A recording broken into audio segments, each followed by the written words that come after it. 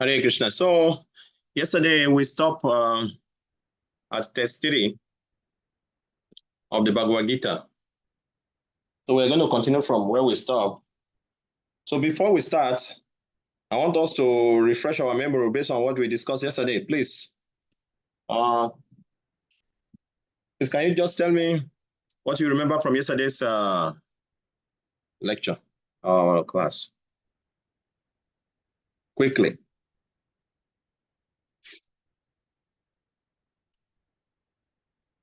Hare Krishna, Prabhuji. Hare Krishna, Guru Shakti Prabhu. Yes. Yesterday, we found out that to get more knowledge, so we are going to be friend to Krishna, as Krishna said it in Bhagavad Gita, chapter 10, verse 1, that it is because Arjuna befriends him that he wants to impart more knowledge onto him. And also, there is another point that is very important.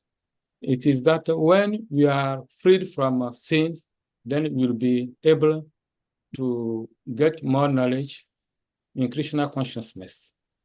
And then when we get also more knowledge in Krishna consciousness, so we will be then debarrassed, or we will get rid from sins.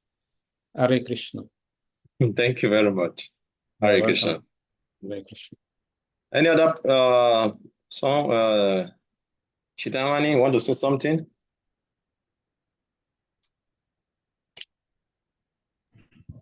You were in the class throughout. You were in the class throughout yesterday, yeah. Yes, the first test of chapter 10. Krishna explained to Arjuna that he's going to give him more knowledge about himself because he's his friend. So I think that that point, because you are my dear friend, that is the main point in test 1. So because he's his dear friend, he's going to give him more knowledge. Yeah. So why test 2? Krishna told Arjuna that it shows that it's a kind of give a criteria of knowing who is God, someone who have no origin. Yes. So he said, no of the sage know my origin or opulences, for in every respect I am the source of. So in other words, it's kind of trying to tell the Arjuna that is the source of everything. So him himself have no origin. So I remember one time I was discussing with one guy, I met him in Sakitan, yes. So I was telling him about God, that God is the source of everything. Yes. So the question he asked me, he said, if God is the source of everything, then who is the mother of God? So I told him, if you ask for the mother of God, it simply means you don't know what is God. Because why? God means one who have no origin. And I quoted Brahma Samhita, that test 1 for him.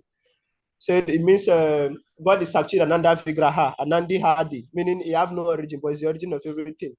Okay. So when I told him himself, he was not able to say anything again. He kept quiet. Very good. The point is what Krishna is emphasizing in test 2, that I am the origin. He said the demigod doesn't know my origin, meaning nobody can know my origin. So apart from that, Krishna at the beginning, he said that everything that have a beginning have an end. Yes. So if Krishna have an origin, simply means it can't be the supreme personality of Godhead, because he will definitely have an end. So in test 3, Krishna explained to Arjuna that anybody who understand him, that is unborn, he have no origin, is beginningless, this person will become free from all sins. Yes. So I think that's the main thing. Can you quote the shloka? The shloka is so sweet that I cannot forget it. It's still ringing in my head, you know. Don't look your book, just quote it without looking. I don't memorize it. You know, because yesterday when I was analyzing it to you guys, it just stick to my brain and it could not, you know, the thing could not go away again. Yo mama jamana dimcha, veti loka maeshwara. You know, it's very, the thing, asamuda mariteshu, then he say, Sabah papai pramuchate. The thing just stick because I was analyzing it the way I was analyzing it with you guys yesterday. And it stick. So we should find a way of sticking that verse to our memory. It's very, very sweet and very nice, talking about the Krishna being the source of everything, and knowing him, Veti Loka Maheshwara, knowing him, we free of Sabra Papa Pramuchate, we free from all sins. So Yoma Maja Manadim Cha, Veti Loka Maheshwara. Okay? Asamuda Samarityeshu, Sarva Papai Pramuchate. Very nice. So we should add it to the slokas that we want to memorize. It's a very nice sloka talking about Krishna, to be unborn, to be beginningless, to be the master of all the universe. It's a sloka to establish the supremacy of Krishna whenever we are preaching, okay? Okay, fine. Oh yeah, somebody else want to give more points? Okay, so let's continue from where we stopped. Yes, that's where we stopped yesterday. In the purport, there was one point we raised from Prabhupada's purport where we discussed, we had a classroom discussion on, where Prabhupada say, for you to come to Krishna, you must be free from sin. For you to know Krishna, you must be free from sin. So we discussed that on that yesterday, extensively. Who can remind me about that?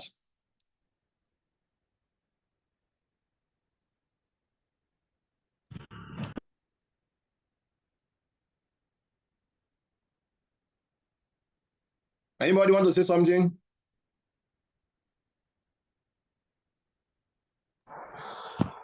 Krishna Prabhu. Yeah, go ahead, Shitamani. You said it simply means by the mercy of the devotees, we can know Krishna, and by the mercy of Krishna, then we'll become free from liberation. Yeah. So the first liberation, Prabhupada was referring to by saying that for you to understand spiritual things or for you to know Krishna, you have to be liberated. That one refers to a kind of being detached from the normal way of life, which we do before. Like many people, when they came to Krishna consciousness, they're very much addicted to meat eating, gambling, intoxication, and so many things. Yes. So for them to be free from this kind of thing simply means they have attained a kind of certain kind of knowledge. They have become free to some extent from material entanglement. Yeah. So, but when they go inside deeper, they'll become more free. Yeah. So Prabhupada, there was one of his purport I was reading in I think which book is this? Okay, I can't remember the book, but it was saying Krishna consciousness is so beautiful that whosoever that took part in it is very intelligent. He said that's why you see so many professors in the universities. He said with all their knowledge, they have PhD, they have studied so many courses, but still they can't give up meat eating, they can't give up illicit sex, they can't give up intoxication. He said, but a boy in Krishna consciousness, even if you have spent only 1 month, still you have given up all these things without any it's in Nectar of Devotion, actually. We read it this morning. Okay. Yeah. Hare Krishna, Hare Krishna, thank you very much. So, yes, you got the point. So Prabhupada said in the purport, anyone who knows him as such immediately becomes liberated from all sinful reaction. One must be liberated from all sinful reaction to be in the knowledge of Krishna. I say it looks contradictory, but it's not. That's why I quoted that verse yesterday. Brahmanda Brahmite Kona Bhagyavan Jiva, Guru Krishna Prasade, Paya Bata Lata Beja. That it is mentioned in Chaitanya Charitamrita, Brahmanda Brahmite Kona. We're just moving up and down in the universe in this Brahmanda. But when we become fortunate, Bhagyavan Jiva, when we become fortunate, we come across devotee of Krishna. We get books, or we get some devotee who come and preach to us, and then before we know, we take seriously to Krishna consciousness. That is the first step of giving up sinful life. Then after that, when we enter into Krishna consciousness proper, then we know that there's more thing to really do to know Krishna. So that is what Prabhupada meant in the purport.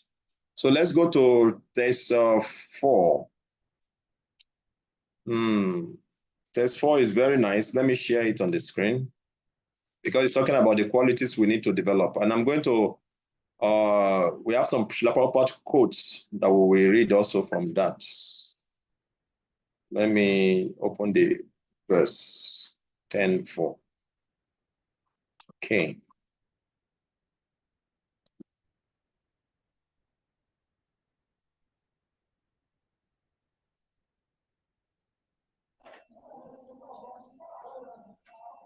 Udim Gyanam Asamoha Shama Satyam Dama Shamaha Sukam Dukam Babo Babo Bayam Shabayam Ebacha Ahimsa Samata Tushtis Tapodanam Yasho Yasaha Bhavanti Bhavabutanam Mataheva Pritag Vidaha. Krishna says, intelligence, knowledge, freedom from doubts and delusion, forgiveness, truthfulness, control of the senses, control of the mind, happiness and distress, birth, death, fear, fearlessness, non-violence, equanimity, satisfaction, austerity, charity, fame, and infamy. All these various qualities of living beings are created by me alone. Okay? So these are these wonderful qualities. And Krishna said, all these qualities are created by me alone. So Krishna is still establishing the fact that is the source of everything in the universe. Okay? Intelligence, knowledge, freedom from doubt and delusion, forgiveness, truthfulness, control of the senses. Babananda, where are you? You're talking and your mic is on.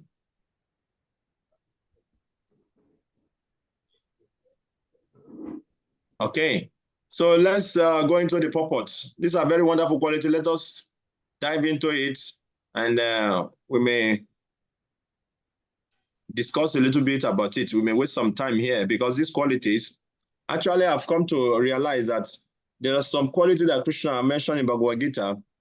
When we are doing this shastri study, we have to give some importance to them also when we come across them, because some of these qualities, like when we get to chapter 12, you see Krishna mentioned, if you develop all these good qualities, you become dear to me.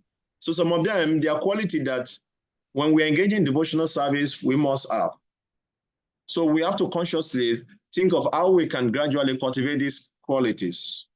Very, very important, on the part of our devotional service. So yeah, Prabhupada mentioned in the purport, the different quality of living entity.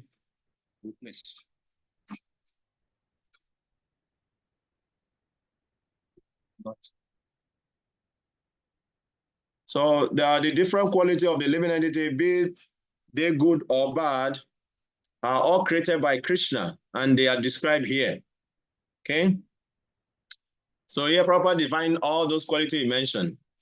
Intelligence refers to the power to analyze things in their proper perspective. And knowledge refers to understanding what is spirit and what is matter. Ordinary knowledge obtained by a university education pertains only to matter and is not accepted here as knowledge. Knowledge means knowing the distinction between spirit and matter. In modern education, there is no knowledge about spirit. They are simply taking care of the material element and bodily need. Therefore, academic knowledge is not complete.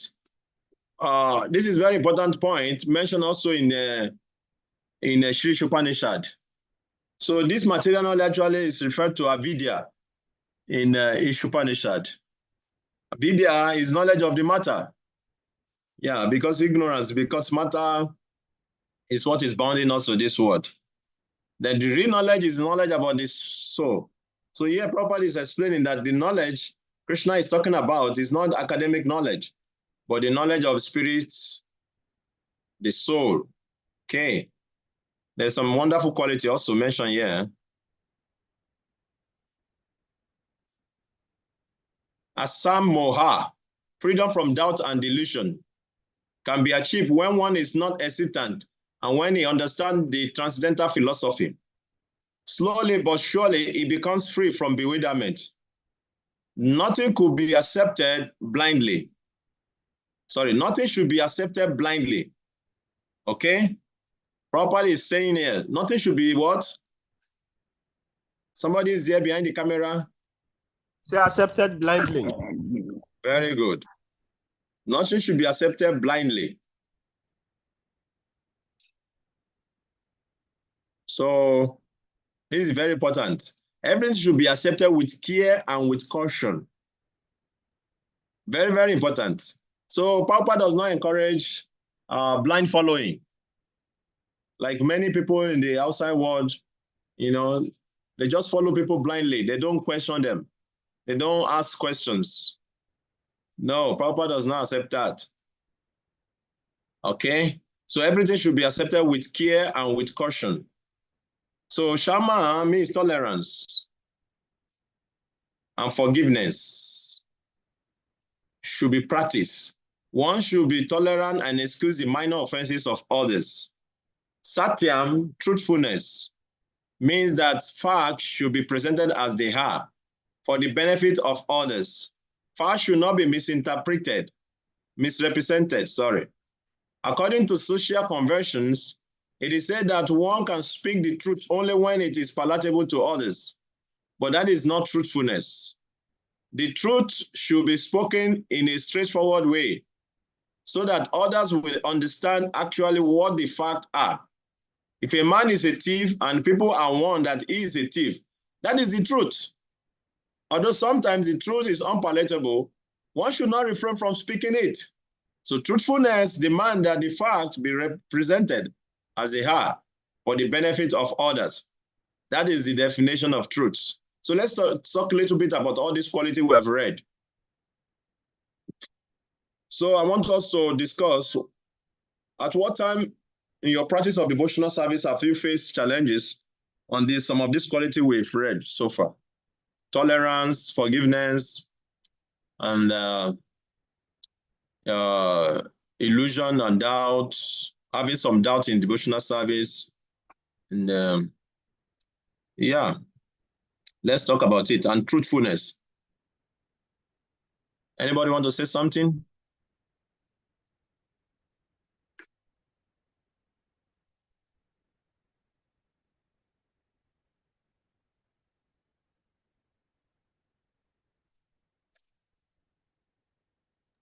Hare Krishna. Yeah, Shakti Prabhu.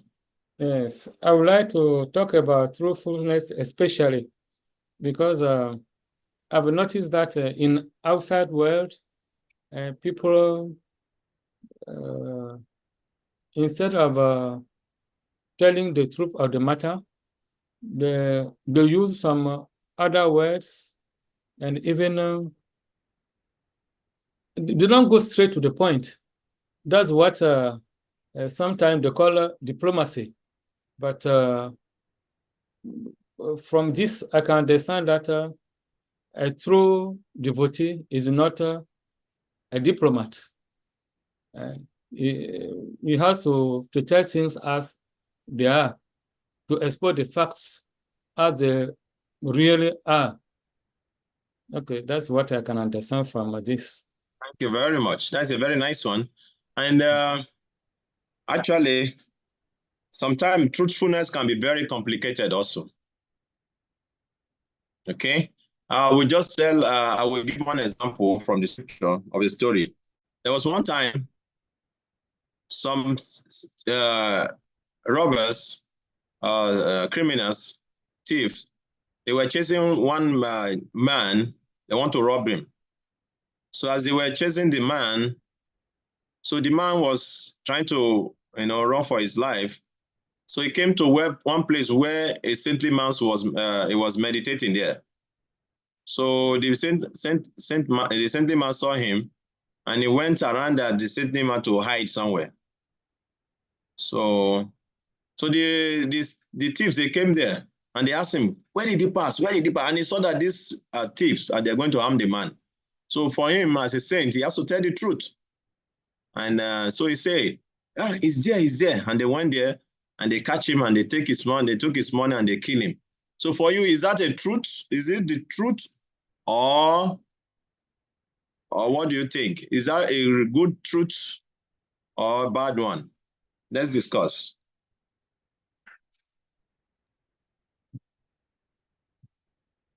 Hare Krishna.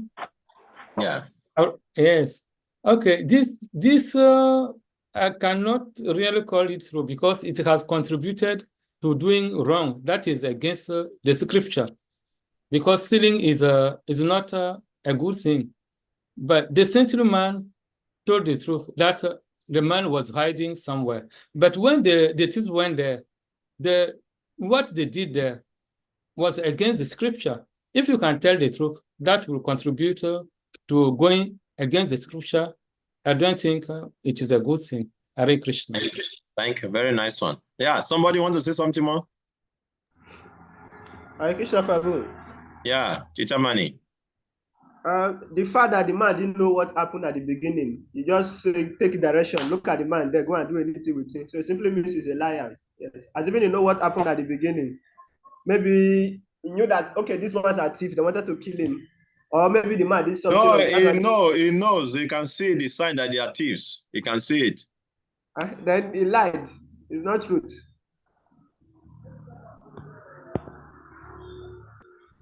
No, he showed them the place where the man is hiding, and they went there and take his property and kill him. Yeah, that's why I said he lied. But he said the truth. that way is not the truth in the situation. Okay. Now let's talk. That's why we are talking. Thank you. Yes. Ananga Mohini, you are smiling. Say something. Saving Govinda. Hare Krishna, Prabhu. Yeah. Yes. So, considering this scenario, yes, as a devotee, you should be very truthful, but you can tell a lie just to save a situation, like to save someone. No, you cannot tell a lie to save a situation. As a devotee, you are not supposed to tell lies. Yes, but not actually a lie, but saving a life. Life is so precious.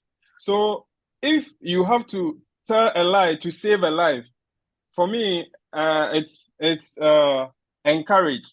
But to tell a lie and extract something from someone, or a lie that doesn't even make sense, that's a very demonic act. But if you have to tell a lie to save a life, in all these things, everything that we are doing right now, life is so precious.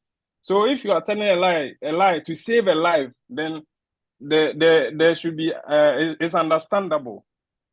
Hare Krishna. Thank you very much. So why I'm bringing this point is very simple, because Prabhupada gave a very good example in the purport. Very understanding. We say to call it. Let me read the point Prabhupada brought up in the purports to tell us the meaning of truth. Prabhupada says, Satyam, truthfulness means the facts. Means that facts should be represented as they are for benefit of others. We should understand that point. Facts should be presented as they are for the benefit of others.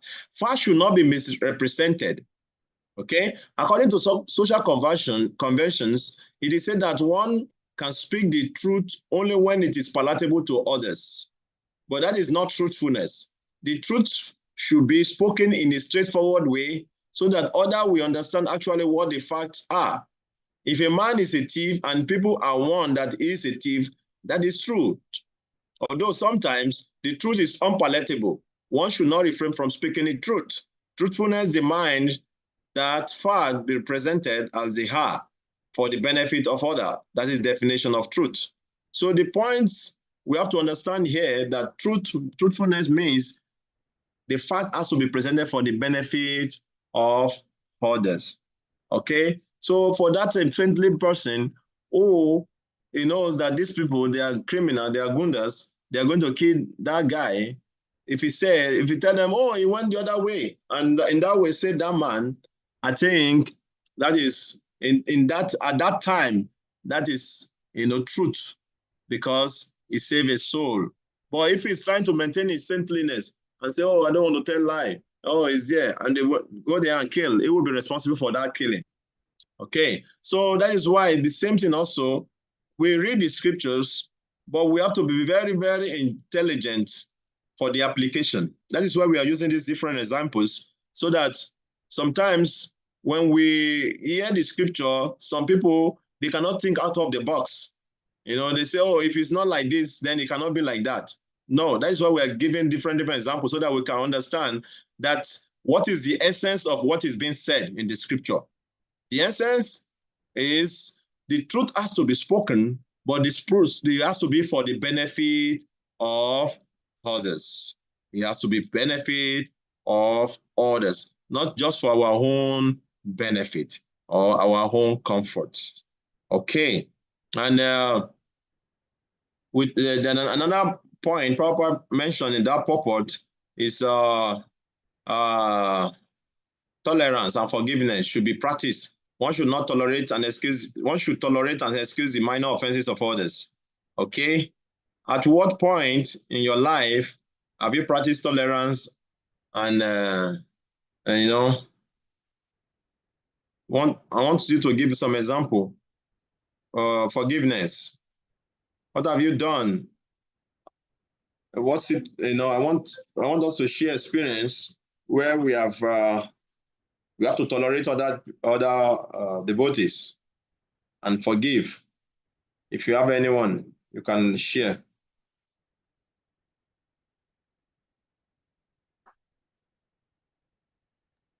Hare Krishna, Prabhuji. Yeah, Prabhu. Yes. Okay.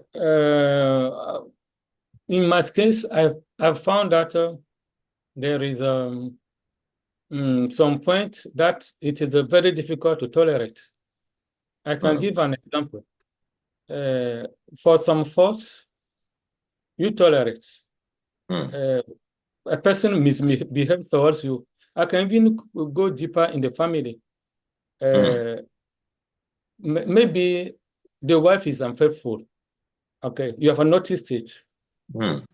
You tell her, sorry, you tolerate it for some time, but still continues her unfaithfulness, and you are not at ease at all. So when things go like that, you are not happy. So it is something that pains you. But do you think that this tolerance should not have a limit? Hare Krishna. Come again, Prabhu. Come again. Repeat. I was saying that, okay, I'll go straight to the point. For a woman that is, a wife that is not faithful. And you tolerate it, yes, you tolerate it for some time, but still continues the unfaithfulness. Then this situation pains you. Then I can see that. How can you tolerate somebody who is unfaithful? Yeah, sorry? Okay. How can you tolerate somebody who is unfaithful? Maybe, okay, as the scripture says that you should be tolerant. Tolerant. Yes. Okay, So, you are trying to apply the scripture. Yeah, very good. Yeah, we are going to practice. So that's what, at some time, I can say that this tolerance may have limits. Okay, Hare Krishna. You want me to tell you something about if a woman is unfaithful? Yes. If a woman is unfaithful, actually, it's not just only being tolerant, but your life is at danger. Because the person that the woman is cheating with, if you really desire to be with that woman, he can kill you. So there's no tolerance in that aspect. You let the woman go to the person he wants to be with. Because when it comes to unfaithfulness on both sides, actually it's life that is at risk, actually, life. Because people go to any extreme to, if it becomes if they become so desperate to remove the other person in the way. So that is why we have the 4 regulative principles. Okay, and if one breaks them, then it's not in good spiritual standing, and especially when it comes to marriage, and then your life is at danger, actually. So that is not the kind of tolerance we are talking about. Hare Krishna, Prabhu. Thank you very much. Let me share with you Prabhupada's quotes.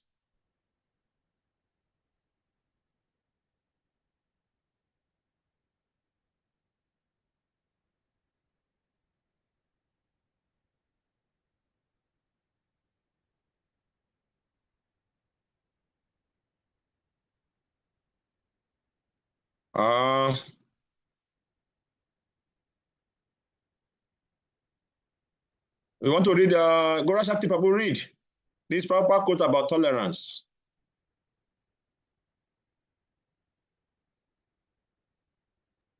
Yes, okay. Shama Shama means tolerant. Tolerance. You should not be disturbed. Suppose you, okay, there is I have a problem in my computer. I cannot read the other parts. Okay, So, somebody should read. yes. Shama means tolerant. Tolerant. You should be disturbed. Suppose you are in this Krishna conscious society. Now you cannot expect that all the members of the society will be first class men. How can we expect? We are collecting members of the society from all classes of men. So there may be a man in goodness, a man in passion, and a man in ignorance. But if you think, oh, this man is not good, the man is not good, oh no, you should be tolerant. You haven't got any connection with this man or that man. You are connected with the philosophy, with the process of life. Just like the same example, suppose you are on the ship. You do not find just all men to your choice. There may be different kinds of men, but what is that to you? You have to cross the Atlantic Ocean, patiently cross. Just sit down tightly on the ship and take advantage of the opportunity. That is your business. This is called Shama. Shama means excuse and tolerance. Do you get the point now? What Prabhupada is talking about tolerance?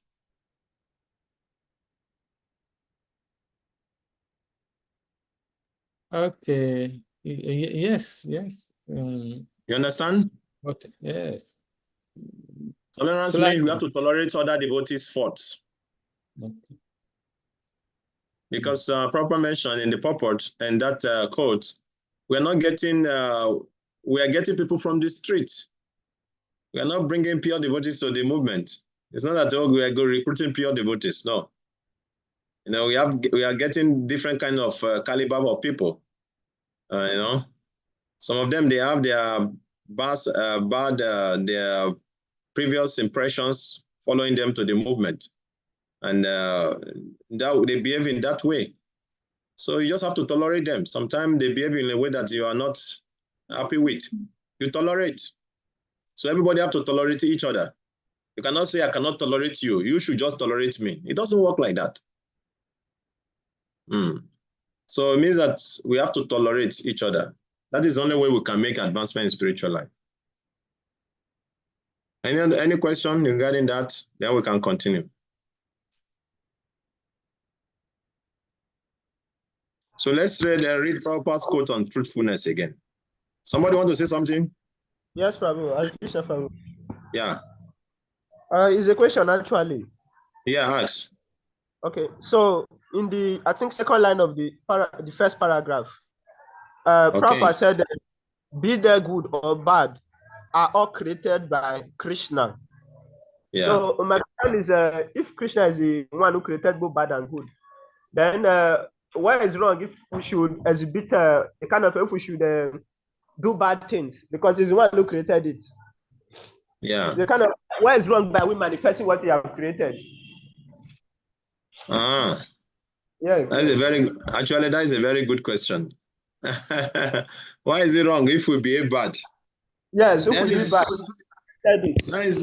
If you behave bad, the government will show you where they keep the bad people. Although Krishna has created it, isn't it? Do you want to go and join them?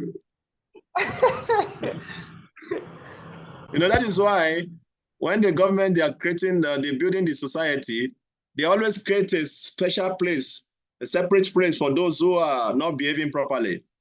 Although Krishna is the one who has created the both qualities, but there's a place created for those people who are not behaving good.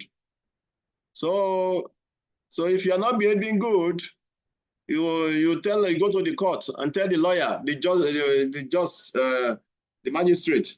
Krishna is the one who has created all the bad quality also. So I have my free will to behave bad, to punch anybody I like to punch or kill anybody I like to kill. You cannot hold me for that. It's okay, no problem. You go and stay inside this confinement for some time, then we will talk about it later. So even though Krishna is the one who has created it, everything has what do we say? Their own pros and cons, the advantage and disadvantages. So the bad qualities are not meant for saintly people. Krishna mentioned in Bhagavad Gita.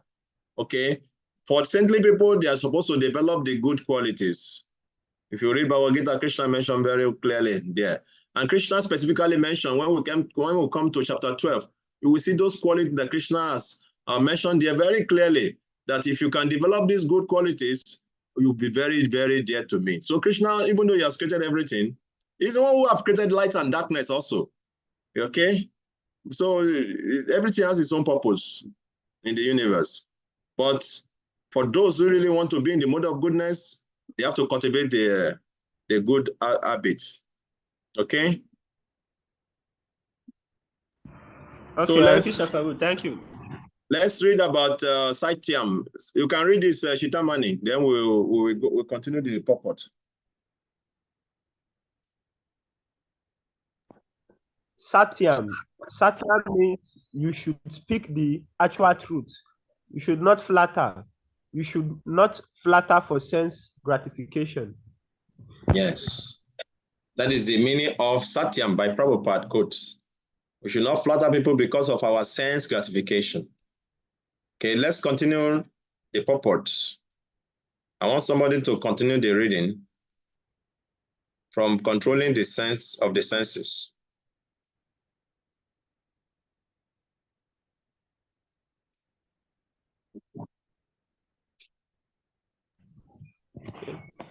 Control of the senses means that the senses should not be used for unnecessary personal enjoyment. There is no prohibition against meeting the proper need of the senses, but unnecessary sense enjoyment is detrimental for spiritual advancement. Therefore, the senses should be restrained from unnecessary use. Similarly, one should restrain the mind from unnecessary thoughts. That is called sama. One should not spend one's time pondering over any money. That is a misuse of the thinking power. The mind should be used to understand the prime necessity of human being, and that should be presented authoritatively.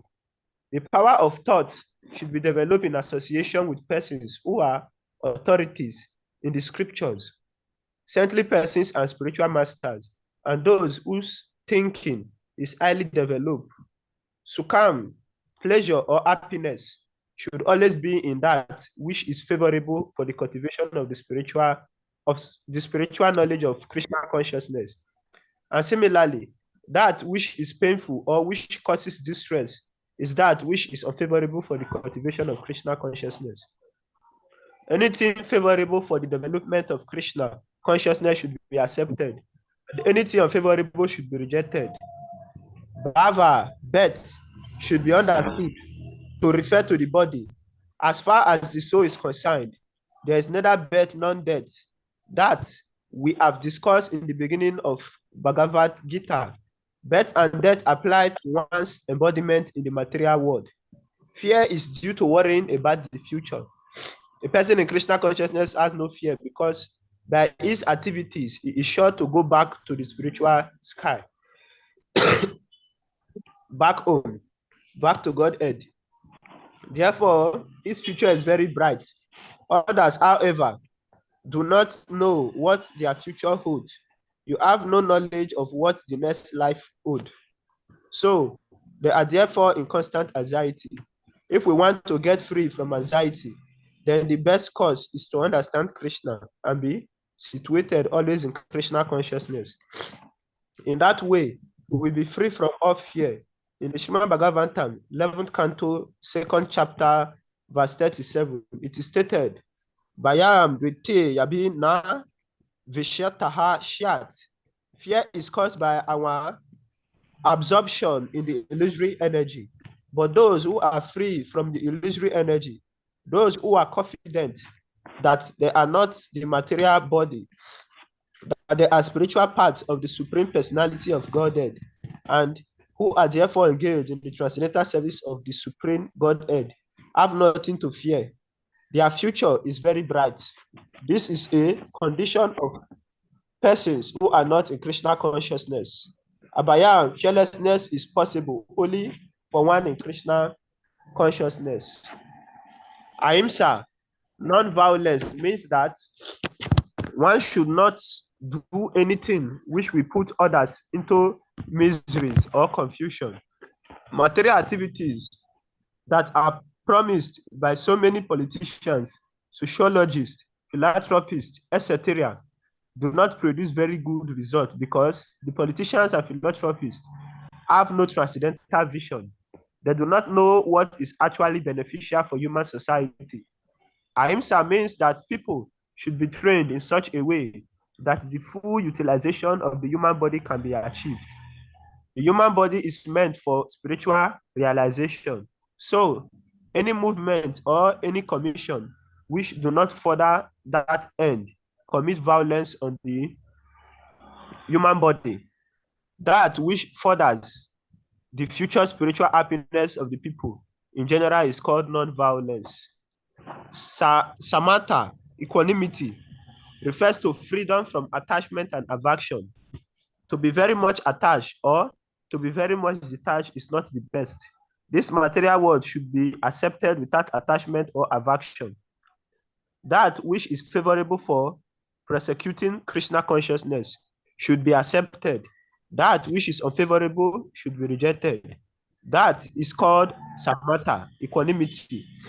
A person in Krishna consciousness has nothing to reject and nothing to accept, save in terms of its usefulness in the persecution of Krishna consciousness.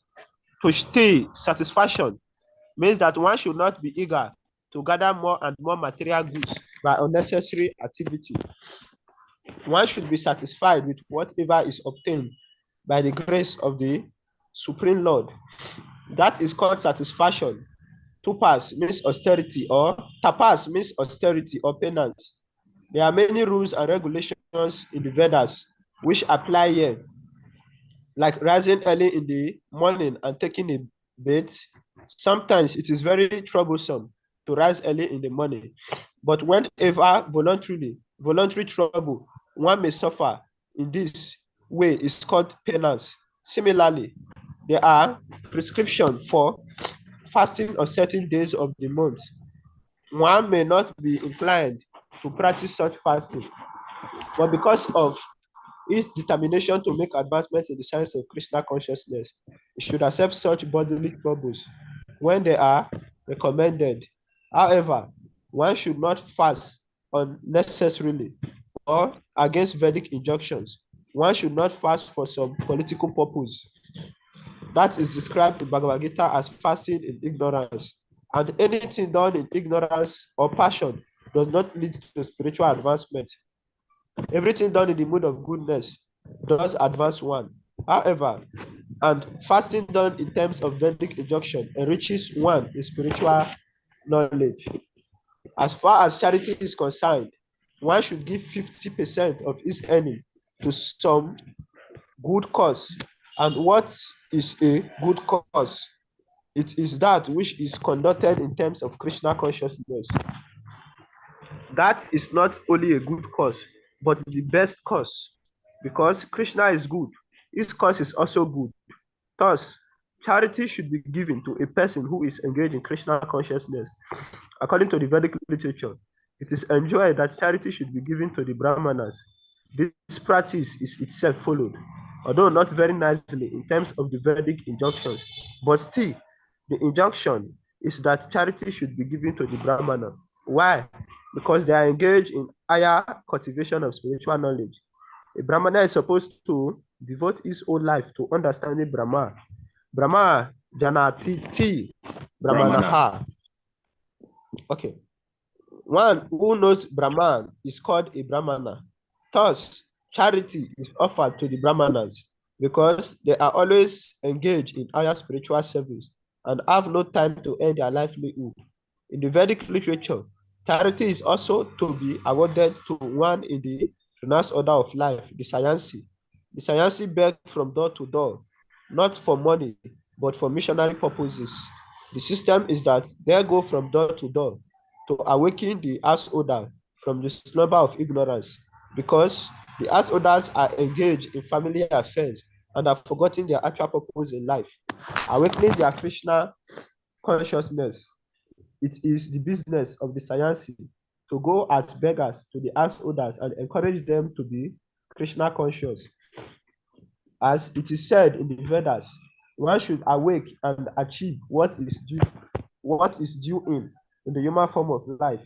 This knowledge and method is distributed by the sciences. Hence, charity is to be given to the renouncer of life, to the brahmanas, and similar good causes, not to any whimsical cause. Yashash, fame, should be according to Lord Chaitanya, who said that a man is famous when he is known as a great devotee. That is real fame. If one has become a great man in Krishna consciousness and it is known, then it is truly famous. One who does not have such fame is infamous. All these qualities are manifest throughout the universe in human society and the society of the demigods. There are many forms of humanity on other planets, and these qualities are there. None for now, for one who wants to advance in Krishna consciousness, Krishna creates all these qualities, but the person develop them himself from within. One who engage in the devotional service of the Supreme Lord develop all the good qualities as arranged by the Supreme Lord, or whatever we find, good or bad. The origin is Krishna. Nothing can manifest itself, this material world, which is not in Krishna. That is knowledge. Although we know that things are differently situated, we should realize that everything flows from Krishna. Hare Krishna. Thank you very much. Now, my question is that towards the end of the purport, Prabhupada mentioned that Krishna creates all these qualities, but the person developed them in himself from within. Who engage in devotional service of the Supreme Lord, all the good quality as arranged by the Lord. Okay, or whatever we find good or bad, the origin is Krishna. So my question is that all these good quality Prabhupada mentioned, so all these wonderful qualities that Prabhupada Krishna mentioned here, and he said that they are there in all the different planets and universes like that, everywhere in the whole world, in his creation. And then Prabhupada mentioned in the purport that Krishna has created this and we should develop them. So my question is that why is it that some devotees, after practicing for many, many years, they cannot tolerate other devotees? They still cannot tolerate other devotees. They still cannot, they are still not truthful. Some devotees are not truthful. And some devotees, which other quality Krishna mentioned there? Let me see. Truthfulness, self-control, some devotees they are not satisfied. Even some devotees that cannot perform austerity. Why is it that even after practice for many years, some devotees have not developed this quality? Why? Let's discuss. Oh, Krishna. Yeah, I'm hearing you. Thank you. It means we are not practicing nicely. We are not practicing nicely in our devotional service. Because if one is able to practice nicely, we are about to conquer all this non-violence, tolerance, and etc. So Prabhupada was emphasized on how one is properly performing his sadhana properly as we are devotees. If we are not performing our sadhana properly, we go through all this process or these characters or these behaviors. So it's all dependent upon how we perform our sadhana in our devotional service. Thank you, Bhavananda Prabhu. See, I've seen devotees who are performing their sadhana very nicely, but still, sometimes they tell some small lies. I've seen people who are performing that sadhana very seriously. Sometimes they cannot even perform austerity, like fasting on Ekadasi and on all those things, like proper mentioned in the purport. And some devotees, they are performing their sadhana very nicely. Very difficult for them to forgive other devotees who have offended them. So what are you telling me? Let's discuss. Hare Krishna Prabhu. Yeah. Okay, so I think it depends on the attitude of practice. That is what a proper set in the letter of instruction. I think the preface, when it says advancement in Krishna consciousness depends on the attitude of the follower. Yeah. So they might be practicing it very well, but they are not following the right process, or they still have some desire. So that's why they won't get the results. Yeah. Okay. Somebody else? Yes, Stephen Govinda. Let's discuss. This is classroom discussion. Open your mic and talk now. You are free to talk. Not just be smiling behind the camera. We are seeing some people. Hare Krishna. Yes. I think apart from our determination in our devotional service, our IQ also counts. Like where we are coming from, as Srila Prabhupada mentioned in the purport, we are accepting people from all classes of men, Sudras, Vyasas, Kshatriya, and Brahmanas. We are all coming together. So intelligently, one is higher than the other. So there's something I wanted to say, but it's not coming. So it has escaped your mind. So actually, we all can be performing our devotional service equally, but no matter what, someone will be more elevated depending on their past lives, their IQ, and a whole lot come into place. You know, so that's where tolerance comes in. That when you notice this, then you are being encouraged to tolerate everyone, because it's a race, and we all can't be the first. Like we all can't become guru. We all can't become guru. We all can't become brahmanas. We have to have people who can. Now you are speaking out of the point, so you are not speaking on our points, Stephen. The point is that why people are practicing for many years still they don't have some of this quality we are talking about. You are speaking. Yes.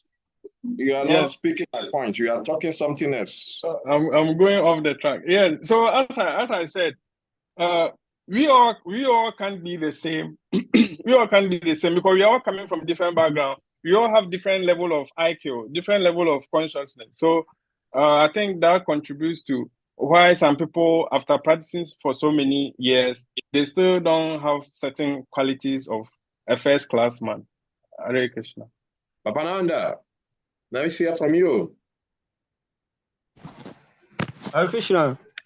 Please, Prabhu, my network is giving me some problems, so I'm using a less careful. Yeah, use Lila Sukha. It's okay. Okay, so upon what you are saying, Prabhu, let's say we have 4 classes of men who join devotional service. One who is in distress, one who is in knowledge, and one who is who is searching for wealth, and others.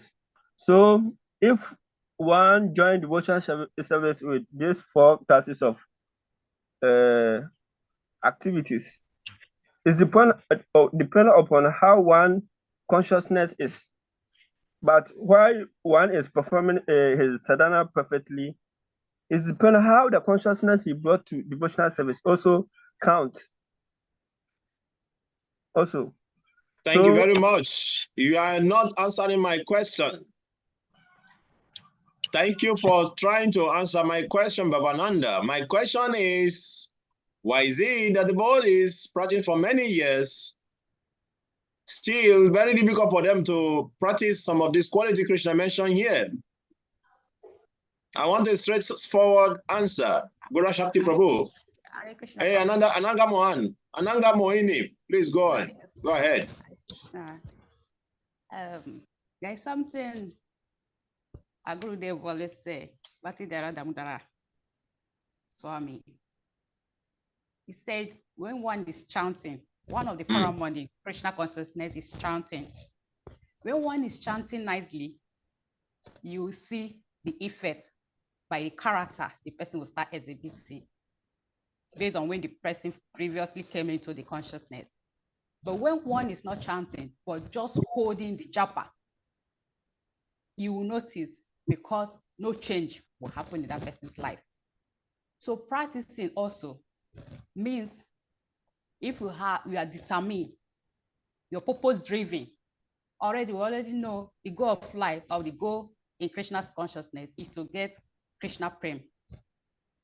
So if you actually want to get to that side, so you must chant nicely, you must practice nicely with full conscious mind that this is what I want.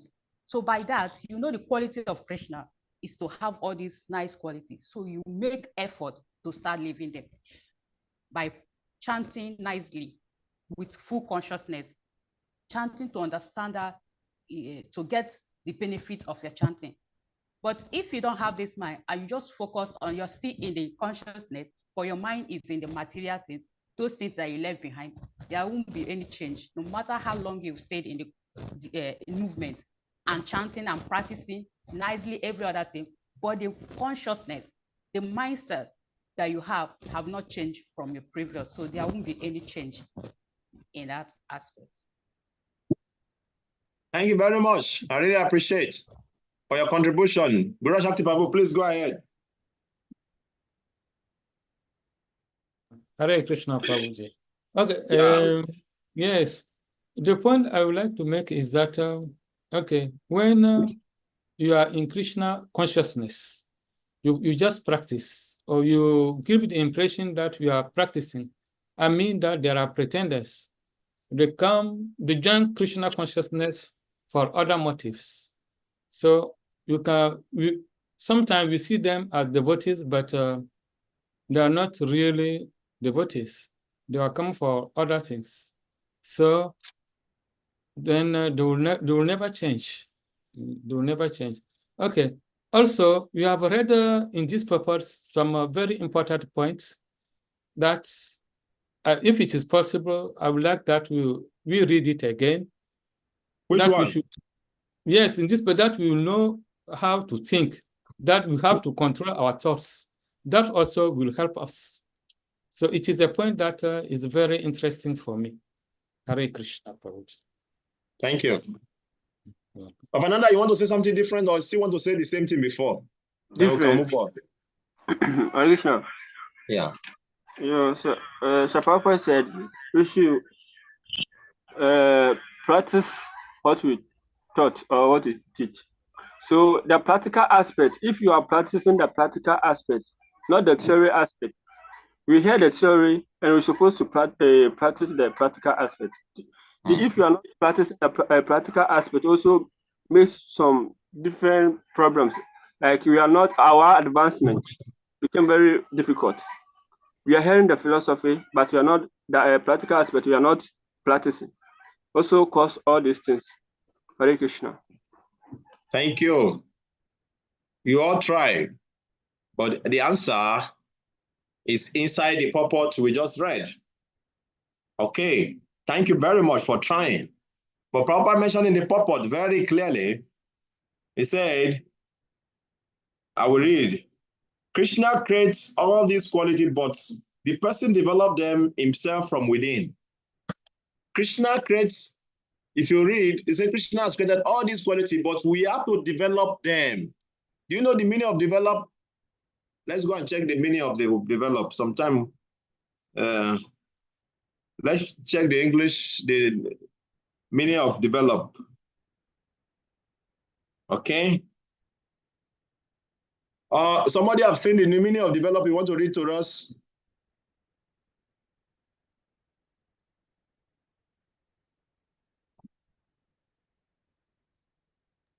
Have you seen the meaning of develop? Hare Krishna, grow or cause to grow. Thank you. Advance and become more mature. Very good. That is the same thing that is showing on my screen. Grow or cause to grow. So it means Prabhupada is telling us from that purport we have to do what? Let us put it in the context now. We have to do what? We have to develop our Krishna consciousness. No, we're not talking about Krishna consciousness, Prabhu, now. We're talking about this quality mentioned by Krishna. Okay. We have to develop what? Let us use the word use. Develop within our heart. No. We have to grow these qualities from within. Yes, we have to grow these qualities. Actually, they are called vrata, vows. You have to take vows. In India, you see people, they take vows. Okay, somebody will take vows. Mona, I will not talk. Silence. I will not talk. Somebody will take vow. I want to be very tolerant. No matter what you do to me, I will not become hungry. You have to consciously develop them. Not just about hearing them and thinking that it's for somebody else, it's for those pure devotees. Oh, me, no. No, we have to be conscious of these things. You have to be conscious of this quality. We have to make endeavor to develop them. You have to plan how to develop them. You have to learn to control your senses. You have to learn to perform austerity. Ekadasi. Jamasami, are you with us? That's why I asked you to on your camera. Are you with us or you are talking with somebody? Jamasami. Who is distracting you there? I wish no problem. I'm with you. It's just that today is Sunday, so I'm trying to arrange some things for them. What? This is the most you heard yesterday. Prabhu was telling you this is the priority now. So don't let anybody distract you. Okay? Yeah, Jamasami, you are thinking it's the one. You are thinking you are the one. No, you are not the one. Your camera is not on. It's the one that the camera was on I was talking about. Thank you. So what I'm trying to say is that we have to consciously develop these qualities. When we engage in devotional service, we are supposed to not automatically have them. But sometimes we are not conscious about these qualities, so we don't have them because our devotion is not pure enough yet. So we have to develop some of these qualities so that we can even enhance our devotional service. For example, let me give an example. For example, yes. Some people, they are habituated to telling lies. They speak lies unconsciously also sometimes, just to protect themselves. So you have to be conscious of that and say, okay, I will not tell lies. Because why do people tell lies? They tell lies because they try to protect or they try to defend themselves, or out of respect for the person they are talking to, they tell lies. So, but you have to be conscious that you don't need to tell lies. Tolerance. Now we just read, Prabhupada gave us a very nice message that all the other devotees we are recruiting from outside there, they are not pure devotees. So don't expect to see somebody that will be behaving perfectly. No. We have to learn to tolerate each other. You want me to tolerate you, but you don't want to tolerate me. No, we have to learn how to tolerate each other. Okay? And which other quality mentioned there? The forgiveness. Some devotees, very difficult for them to forgive. So we have to consciously practice forgiveness. Someone offends us, forgive them. Unless you are Krishna conscious, you cannot forgive. Because forgiveness is not easy. But we have to practice forgiveness. Because by practicing forgiveness, you become Krishna conscious. Because when you're holding so many grudges in your mind, how can you think of Krishna? It's not possible. So what I'm trying to say in essence is that Krishna, Prabhupada mentioned in the purport that Krishna has created all this quality. Prabhupada says, We have to develop them within ourselves. I mean that we have to consciously practice these qualities. Don't think that Krishna is listing them in Bhagavad Gita just to tantalize our intelligence. No, or to just make us feel good by telling us about all these things. No. These qualities, these are the qualities that we are supposed to develop for us to become pure devotee of Krishna. Krishna has created them so that we can, become pure devotees. So we should develop them. That is my point. Any question, comments? Then we'll go forward. Krishna. Yeah, Babananda. So, Prabhu, I have one question on tolerance. Yes, tell me. So, what point of time can tolerance be exhibited as we are devoted? There's no limit to tolerance. Okay? That is why very good example is given. Trina api sune chainan taro api sai sunna hamani na manade na kitanya sadahari. It's mentioned in Shisha Sakam that one should be more tolerant than a tree. It didn't say you should tolerate like a tree. You should be more tolerant than a tree. That is what this verse says. It says you should be more tolerant than a tree. You know what it means to be tolerant than a tree? Oh, no. The tree is inside the rain, the sun, all the weathers. It's not complaining to anyone. No complaint. Even when the sun is shining, the tree, you will run and come and hide under the tree. The tree is not chasing you out. Get out of here. Can't you see I'm also tolerating the sun? No. The tree is not going to do that. So we have to tolerate that. The tree means whatever situation comes our way, we have to tolerate. Okay? So there's no limit to tolerance. That's why Jesus Christ said, if somebody slap you on the right side, you turn the left side, and if you want to you turn the other one, and you turn the other one, by the time he slap you 3 times, his heart also will change. You understand me? Hare Krishna Prabhu. Yeah. Yes, so concerning this tolerance issue, Yes. now that we're in this age of Kali Yuga, and with the way things are, so what is the possibility of tolerating more than a tree? What is the percentage of tolerating more than a tree? Oh, this sound interesting. The percentage is that there's no limit. Jamastami. We have to continue tolerating. But the point that is here is that let me bring this point so that we understand. See, one thing about this quality is that these are the quality we are supposed to develop for us to be able to engage in devotional service happily. Okay? But this is the goal.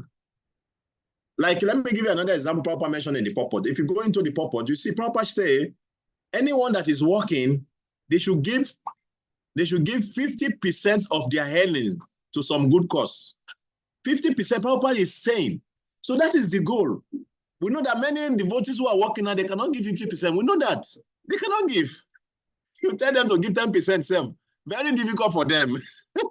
10% is very, very difficult.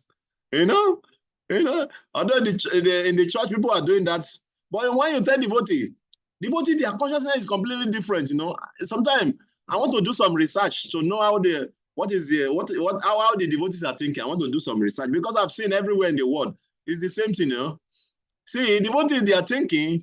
See, in the temple they are getting free food and they are getting donation. Why should I come and give my own money? They are not thinking about how to purify themselves. They are thinking about what the temple people are enjoying. In that way, they don't give even to bring ordinary fruits to the temple, they will not bring. They are even thinking of how to grab some more food, grab some food from the temple or take some tea from the temple to their own house. To their own houses. That is what they are thinking. That is how they are thinking. They are not thinking how to bring. A Prabhupada is saying here that a devotee who is working should give 50% any to the temple, to the good cause, to a brahmana, to a sannyasi. But here, the devotees who are practicing, they are thinking, why should I give to the temple? They are getting everything free. You see? And that is why we are not developing all these good qualities, because of this consciousness. So what I'm saying in essence is that tolerance, according to the scripture, we should learn to tolerate, okay? Because there are so many situations beyond our control we are going to face in life. Unless we tolerate them, we cannot be happy, okay? And in relationship, tolerance is very, very important. You know, in Gryasa's ashram, tolerance is very, very important. Yeah, you are making much of the plate. So the tolerance, what we're talking about, like in a Gryhastha life, when your partner, like I always, there's one that I listen to somebody, when your partner is angry, you should not be angry. Okay? That is how to actually Gryhastha is, this principle is very, very important. When the other person is angry, you should not be angry. When the other one is angry, you should not be angry. In that way, you people can always tolerate each other. But if two of you are angry at the same time, it's going to be very difficult.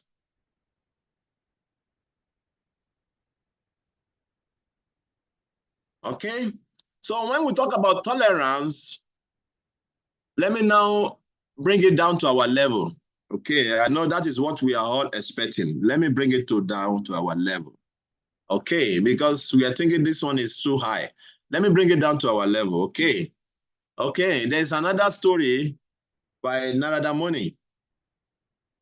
Narada Muni mentioned that there's one story in the scripture. Narada Muni make a snake into a devotee. Okay, so after making the snake into a devotee, the snake, you know, children, they know snake to, you know snake, and they know the nature of snakes to bite. But when the children saw that this snake has become a devotee, they started throwing the snake around. They started throwing the snake around. And he was tolerant, you know, he was tolerant because his guru had told him to be tolerant. He was tolerant. Then when his guru came back, he said, Guru Maharaj, you say I should be tolerant, but now because I'm very tolerant, see these guys are just throwing me around. Then his guru told him, I told you to be tolerant, not to be foolish. I asked you to be tolerant, not to be foolish. Okay.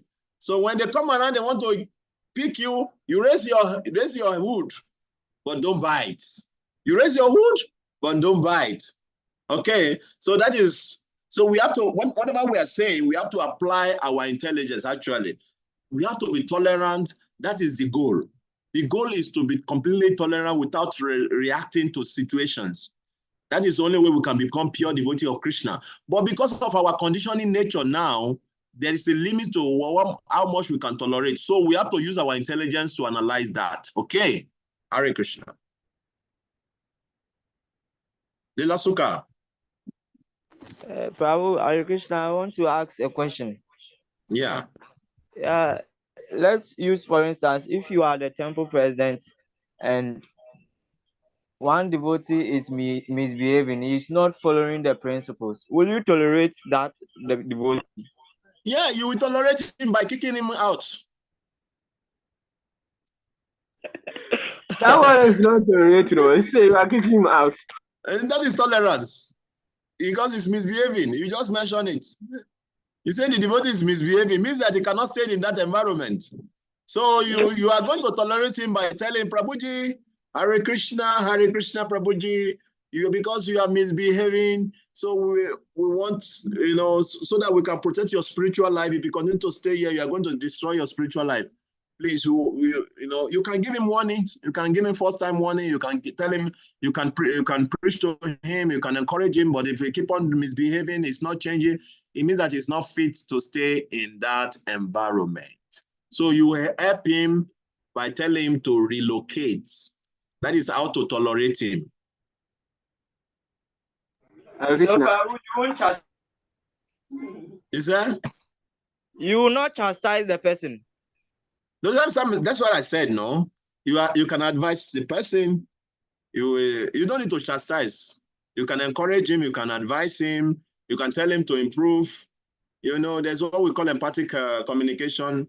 Try to see why he's misbehaving. So when you try all this thing and he still keep on misbehaving, it means that he's not appreciating that environment. So the best thing for him is to relocate. And many a times when such people, when they relocate, they tend to behave nicely. Okay. Hare Krishna problem. Yeah. Please, can you help and throw more light on this control of the senses? Uh-huh. I also mentioned that one shouldn't think about money. Hey, very good one. So one should also concentrate just the spiritual development and all of that. Please, I would like to know, even those working, how one just restrain the mind from thinking about money. And we know the world we are today, and we need necessity of life also. So, and money is what will buy most of it. So how do we balance all of that? Very good. See, let me tell you one thing. Ananga Moini Mataje. See, people who get money, they don't think about money. They do something that will give them money. It's useless to think about money when you don't do something that will give you money. What is the use? I think money. Will you get money by thinking of money? You go and do something that will give you money. You don't think about money. You do something that will give you money. It's useless to think about money. Okay, what is the use of thinking about money when you don't have money? I remember so many devotees, jokingly they will say, oh, this money, my problem, money, but they are not getting the money. And the people who are not even talking about money at all, they are just working and busy working and doing something that they're getting so much money and having comfort life. So what is the use of thinking about money if you don't go and do something that will give you money? It's useless, So Prabhupada did not say we should not go and work. Prabhupada says it's useless to just think about money alone and don't think about Krishna. You understand? So even though when we are working, we have to think about Krishna. Krishna, Prabhupada mentioned in Bhagavad Gita 8:7. Somebody can open and read it. Read the verse and purport. It's a very short purport. You can read 8:7. Okay? Read the verse and purport. Prabhupada mentioned there about those who are working. Prabhupada did not say we should not work and get money. Hare Krishna. Yes. Therefore, Bhagavad Gita 8:7. Therefore, Arjun, you should always think of me in the form of Krishna and at the same time carry out your prescribed duty of fighting. With your activities dedicated to me and your mind and intelligence fixed on me, you will attain me without doubt. Hare Krishna. Purport. Read the purport. It's not long. Okay. Sharp. This instructions to Arjun is very important for all men engaged in material activities. The Lord does not say that one should give up his prescribed duties or engagement. One can continue them and at the same time think of Krishna by chanting Hare Krishna. This will free one from material contamination and engage the mind and intelligence in Krishna. By chanting Krishna's name, one will be transferred to the supreme planet, Krishna Loka, without a doubt. Hare Krishna. Did you get the point now? Ananga Moini, did you get the point? Yes, Prabhu. Is it clear from that purpose, verse and purport? Yes, it's clear, but I'm still like, let's assume that one is not thinking about money based. Like somebody now looking for work, what to do to make money, and then the thing is not coming forth, and the person's mind is consumed thinking about that particular thing. Is not also like thinking about money, like, oh, how do I get this job? How do I get this work? How do I start up this thing? And all of that. They're forgetting most time the spiritual part, their development and all that, but just because he needed something to start doing so that you No, but the thing that is here is that See, those who make money, they think, but they don't think the way you are talking. They think, and they forget. No. Yeah, if you know how to make money, the ideas will come to you naturally because it's your karma. We should not forget that also. If the idea is how to make money is not coming to you naturally, then just try to work for somebody and at the same time think of Krishna.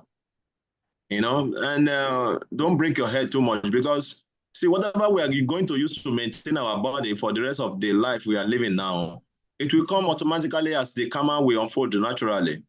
Okay. So what I'm trying to say in essence is that what properly mentioned in that purport is that we should not be too much materialistic. Okay. We should learn to balance our life. That is what proper is saying. Okay. Because there's no use for you to become too materialistic and forget Krishna. You will suffer, because forgetting Krishna is suffering in this world. When we forget Krishna, we suffer. So as a devotee, we should always arrange in such a way that we balance our life. That is what Prabhupada is saying. And this is why he said that we should work and give 50% of our money. What does he mean by that? It means that if you are working, you should give 50% of whatever earnings you are getting. Whatever is your profit, 50%. Prabhupada is not saying we should not work. It is only, like, I remember when we are growing up in the temple, I see some devotees, they're always talking about limousine. Babuji, do you know what it means when you use limousine to go and preach on Sankirtan? And I've not seen the devotee getting the limousine till now. So they used to talk about all these things. So all these thinking, they are useless. They are useless if you are not Krishna conscious. That is the meaning. You see some devotees they sit in the temple room, their imagination, they are very envious of the karmis. They're just wasting their time in the temple there. They just imagine, see, they are karmis. They are karmis, but you are envious of them. That is why you are calling them karmis. If you want to go and work and stop becoming envious. And not just stay in the temple, I get free for food day and night and sleeping and not doing anything and giving trouble to your president, and you think that you are a devotee. What kind of devotee is that? No. Devotee means you're always thinking of Krishna. You are not envious of anyone. Okay. So many people, many so-called devotees, they are envious of the karmic comfort life because they don't understand Krishna consciousness. These people, they are enjoying the past credits of what they have done. Very soon, they will run out of also. So you now that your opportunity to engage in devotional service, just be absorbed in it and don't envy anyone. So it's useless to think about money if you are not Krishna conscious, because you don't get money by thinking of money. Try to please Krishna and everything will be made available for you. Krishna mentioned in Bhagavad Gita, Anaya Chintayan Tumaya Jana Payu Pashate, Tesam Nityam Biyutaman, Yoga Sema Baham Yaham. If you worship me with exclusive devotion, if you worship Krishna with exclusive devotion, I will provide what you lack and I will preserve what you have. That is Krishna's promise. So if you are not worshiping Krishna, you are not serving Krishna with exclusive devotion. You are just envious of those people who are enjoying the result of their past karma. You will just be wasting your time in the temple there, or whatever you may be.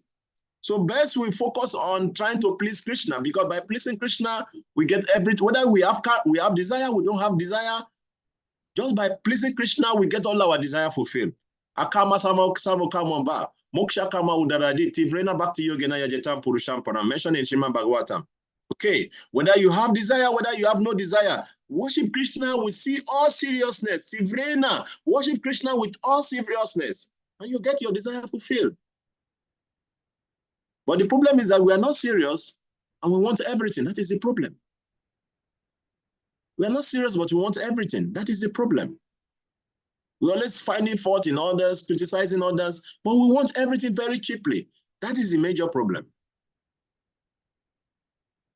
Okay, let's move on. We have spent so much time about this quality, but my main point, just to summarize this, is that these qualities, they are there in the scripture, not just to list them down for us, but for us to cultivate them. Forgiveness. You should always think how to cultivate forgiveness. When a devotee offends you, try to learn how to forgive them and forget if possible. If you cannot forget, it's okay, but forgive. Don't do because of that to be, you cannot relate with that devotee again. Learn to forgive. Learn to tolerate other devotees' shortcomings, because we all have shortcomings. Try to be self-control. Somebody asked a question about sense control. It just escaped my mind. What was the question again?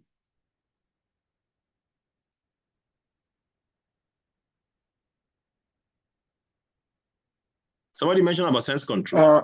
Yeah, Hare Krishna. Actually, it was mind control. It was Mataji Ananga Moyino who asked about mind control.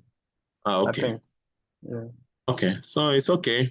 So mind control means you think of Krishna, your mind will become control. Just chant your rounds, chant your rounds, and the way we are studying the scripture, take it very serious. Not only just coming here, but at your free time, sometime take the scriptures also and try to analyze them and underline them, and in that way, it's easier. One thing about life is that, let me tell you one secret about life. These secrets only can be captured by intelligent class of people or intelligent devotee. You see, you are very, very fortunate to be in devotional service now. Very fortunate.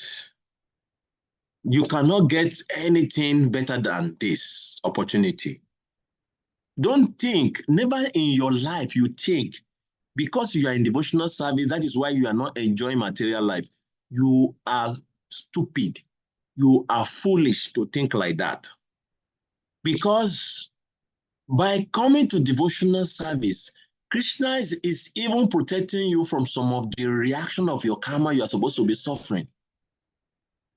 Okay? Krishna does not stop our enjoyment because we are devotee. No, he doesn't do that. No. Whatever enjoyment you are going to face, whatever suffering you are going to face in life, due to your karma, they are there for you because of the body you have. But when you are devotee, you will be able to face your miseries happily. You will be able to face your enjoyment without committing more sins. That is the benefit of being a devotee. But Krishna does not, don't because you are a devotee, then Krishna is stopping you from your enjoyment. It's not like that. Only a stupid person can think like that. That's why you have some devotee, even when they are devotee, they still have so much money.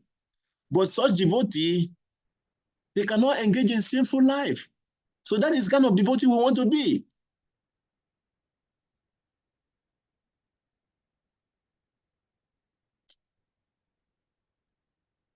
Is that understood?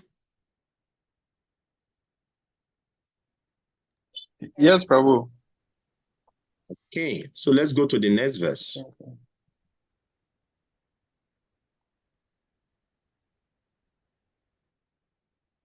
So next verse is text 6.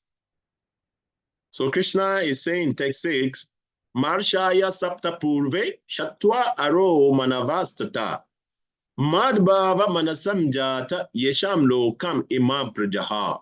The 7 great sages, and before them the 4 other great sages, and the Manus, progenitor of mankind, come from me, born from my mind, and all the living beings populating the various planets descend from them.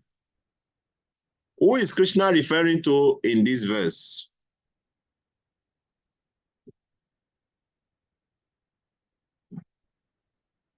Hare Krishna. Yeah. Lord Brahma. Thank you. Yes. So because Krishna is the source of Lord Brahma. Okay?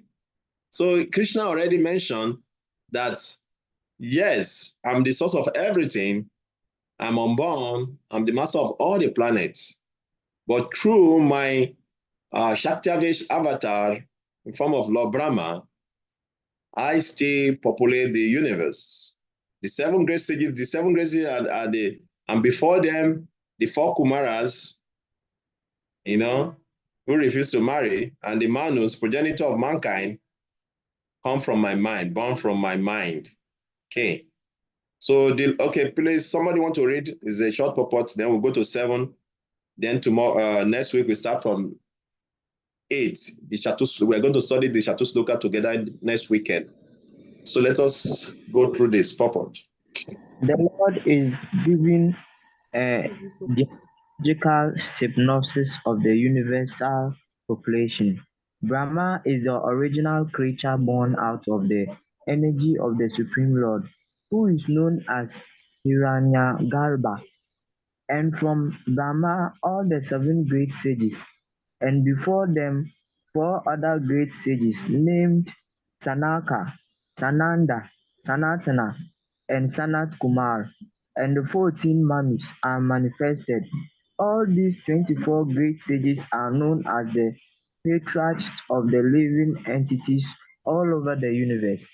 There are innumerable universes and innumerable planets within each universe, and each planet is full of population of different varieties. All of them are born of these 25 patriarchs. Brahma underwent penance for 1,000 years of the demigods before he realized by the grace of Krishna how to create. Therefore, Brahma came Sanaka, Sananda, Sanatana, and Sanat Kumar, then Rudra, and then 7 sages. And in this way, all the Brahmanas and the Kshatriyas are born out of the energy of the Supreme Personality of Godhead. Brahma is known as Pitamaha, the grandfather, and Krishna is known as Prapitamaha, the grandfather. That is stated in the 11th chapter of Bhagavad Gita, 11:39. Hare Krishna.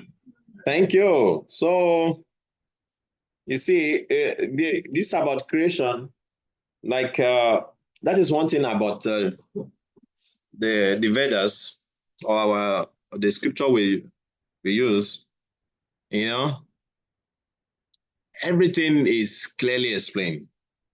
Okay, everything is clearly explained. If as you continue your studies, when you get to Bhakti Vaibhava, we start studying about Srimad Bhagavad. We study Srimad Bhagavatam. You will get more details about this, the creation. There is primary creation, there is secondary creation. Okay, the primary creation is done by Krishna himself, that is making all the ingredients available, the 24 elements, and him also the 25 elements. Making all these ingredients available is done by Krishna. And the secondary creation is Brahma himself putting all the different creatures in the different positions, like manifesting these patriarchs, like Krishna mentioned here, the 24 patriarchs, who populated the universe. So when you read Srimad Bhagavatam, all these detailed knowledge are given them. Detailed knowledge about the father of who is the father of the demigods, and who is the father of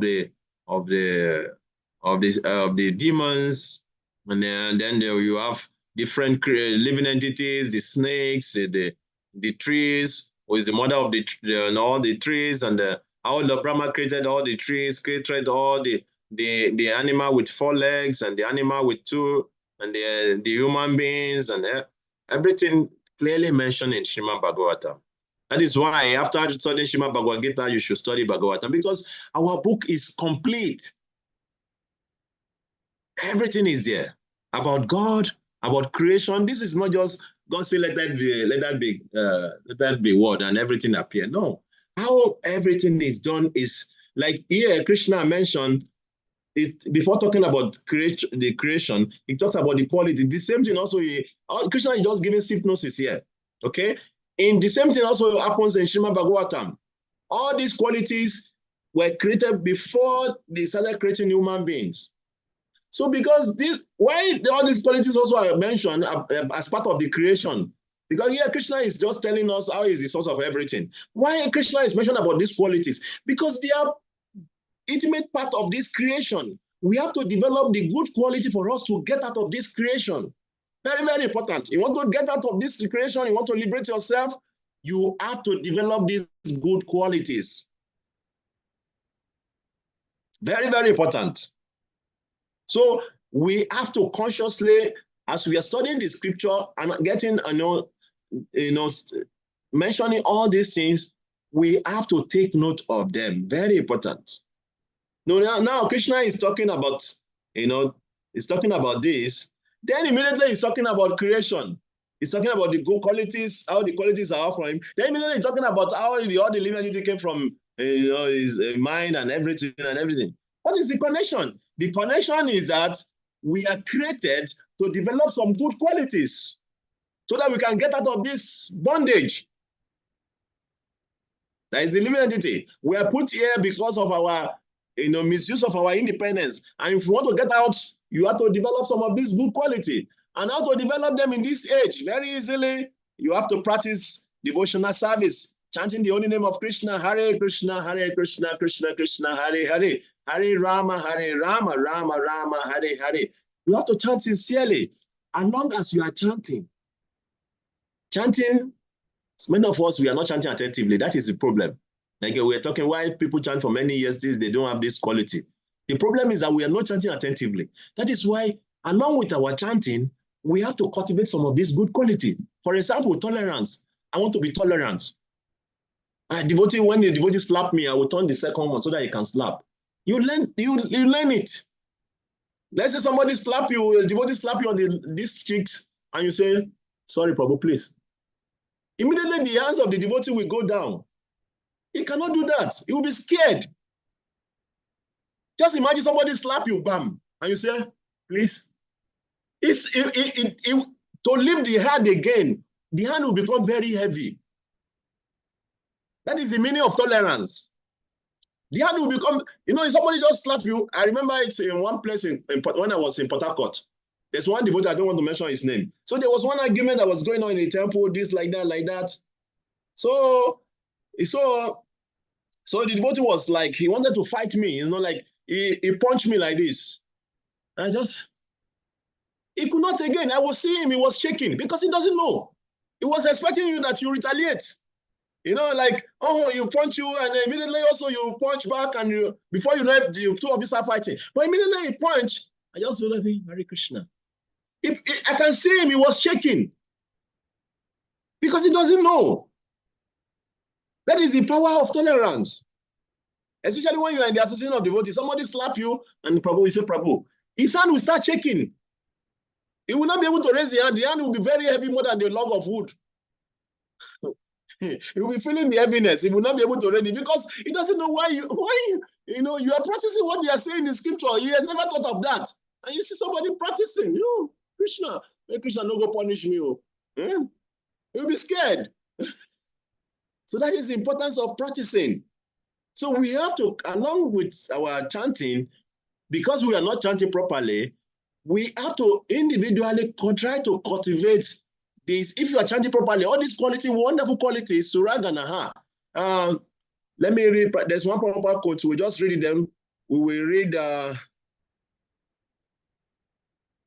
1 minute.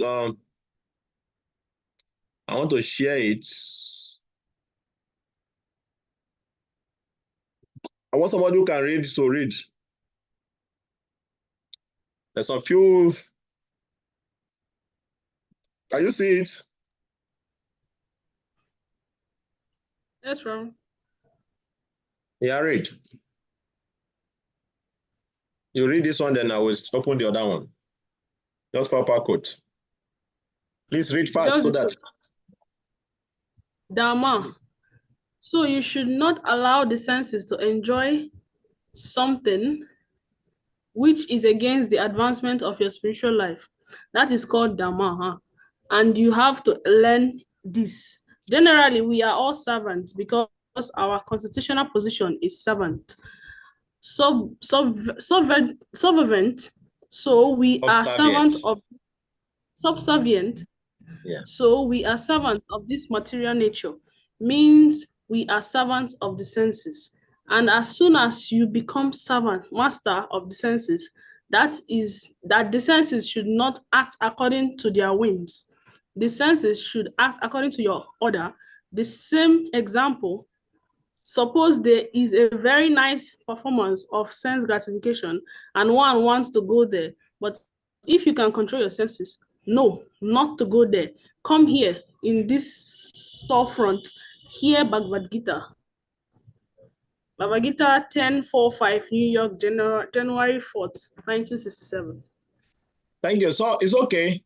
So what I've done, the quote I was looking for. So what I'm trying to say is that these qualities, they are intertwined with the creation itself. They are created for a purpose. So we have to consciously develop them. Okay. So let's quickly read. We are running out of time actually, because I want us to keep the fourth Chatusloki for next weekend. Okay. So let's go to chapter 7. We stop at 7 today. Then we start from 8. Chatusloki next week. This one is very, very nice. Okay. Chapter 7. Etam vibutim yogam cha. Mama. Yo vititat twataha. Yo vikampena yogena. Yujete na trasamsaya. Okay. So what is Krishna saying here? I want to read this translation very loud. Translation. One who is factually convinced of this opulence and mystic power of mind engages in unalloyed devotional service. Of this, there is no doubt. So Krishna is telling us all these things. How is the source of everything? How is the one who has created all the qualities we are struggling with in the material world? Because all our life is, we are struggling with one quality or the other, whether tolerance, whether anger, whether greed, whether loss. All these qualities that Krishna has created, we are struggling with one of them. Or one way or the other, we are struggling with them because they are part of the creation. And unless we develop the good one, we cannot be happy to engage in devotional service. So Krishna is saying, one who is factually convinced of this opulence and mystic power of mind engages in unalloyed devotional service. Of this, there is no doubt. We should take note. If you are not engaging in unalloyed devotion to Krishna, it means that there are some doubts in you. That is why you are not engaging in pure devotional service. There's no argument. There's some doubts. That is why you are not becoming a pure devotee. Don't come and convince me why you are not a pure devotee. You mean you have some doubts in you. It's very simple. You don't need to convince me. Convince yourself why you have doubts. Okay, even me myself, I'm not able to convince myself why I have doubts. Why you cannot just surrender to Krishna? Because there's some doubt in us. That is the problem. Purport. Somebody want to read? Yes, Hare Krishna. Purport. The highest summit of spiritual perfection is knowledge of the Supreme Personality of Godhead. Unless one is firmly convinced of the different opulences of the Supreme Lord, he cannot engage in devotional service. Generally, people know that God is great, but they do not know in detail how God is great. Here are the details. If one knows factually how God is great, then naturally he becomes a surrendered soul and engages himself in the devotional service of the Lord. When one factually knows the opulences of the Supreme, there is no alternative but to surrender to him. This factual knowledge can be known from the description in Srimad Bhagavatam and Bhagavad Gita and similar literatures. In the administration of this universe, there are many demigods distributed throughout the planetary system, and the chief of them are Brahma, Lord Shiva, and the 4 great Kumaras and the other patriarchs. There are many forefathers of the population of the universe, and all of them are born of the Supreme Lord Krishna. The Supreme Personality of Godhead Krishna is the original forefather of all forefathers. There are some of the opulences of the Supreme Lord. When one is firmly convinced of them, he accepts Krishna with great faith and without any doubt, and he engages in devotional service. All this particular knowledge is required in order to increase one's interest in the loving devotional service of the Lord. One should not neglect to understand fully how great Krishna is. For by knowing the greatness of Krishna, one will be able to be fixed in sincere devotional service. Hare Krishna. So it's very, very important that we are reading this Bhagavad Gita and we should continue to study the scripture, because why we are doing this is to convince ourselves the greatness of Krishna. If you don't know the greatness of your friend, let's say, for example, you have a friend or you have the president of a country as your friend, and you don't know that is the president of that country, you will not have faith in that person. You will just consider him as ordinary friend, you relate, you just have him there. Because if you don't know his greatness, that he can give you just one position just like that, or he can give whatever you want in the country. For example, if you have a president of a country as your friend, you want to do whatever the president likes to do. That's why people are looking for connections in Nigeria, because they know that when they get connection to a higher position, they don't need to work. Or maybe in Ghana also, the same thing. Everywhere in the world, people are looking for connection to the, in the government, because they know that once you get connected, some of the time you don't need to work. You just depend on contracts. Once they have many contracts, they just give you some contracts, allocate one contract to you. You are not the one going to do the contract itself. You just look for those who are going to do the contract. You just collect your share. So that is why people want connection to their position in the government. So similarly also, if we know who Krishna is, if we are convinced, like yesterday we gave it the story of Lord Brahma. Lord Brahma, he was becoming proud. He forgot his position. He was thinking he's the only Brahma in the universe. And when he got to Krishna saw, it's like, this guy doesn't know who I am. Okay, let me show him little of my opulence. And he called other Brahmas. Immediately he called other Brahmas. We have Brahmas who have 10,000 heads, millions of heads. He had only four heads he had, only four.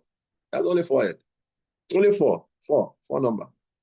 But now he saw those who have 10 heads, 20 heads, hundreds of heads, thousands of heads. He became humble. So this is the person we are talking about, Krishna. He is the controller of all these Brahmans we are talking about, Shivas. He's the controller. So if actually we know who Krishna is, we will surrender to him. Actually, because we are not surrendering because we are not convinced.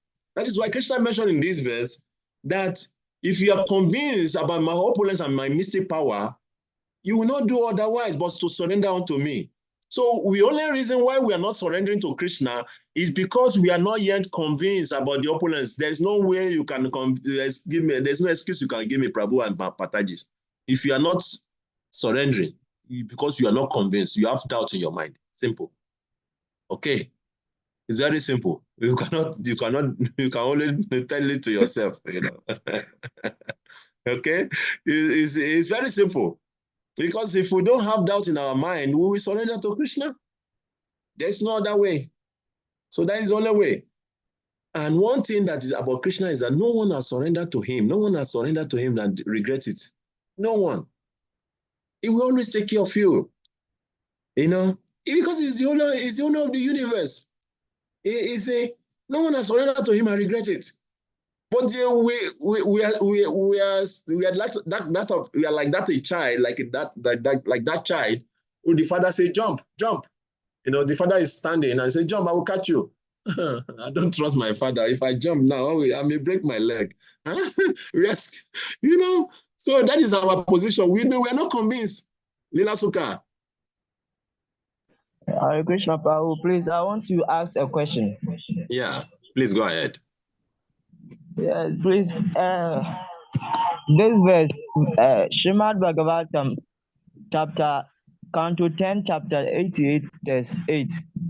At times, Okay. this verse always confuse devotees for not practicing. Canto what?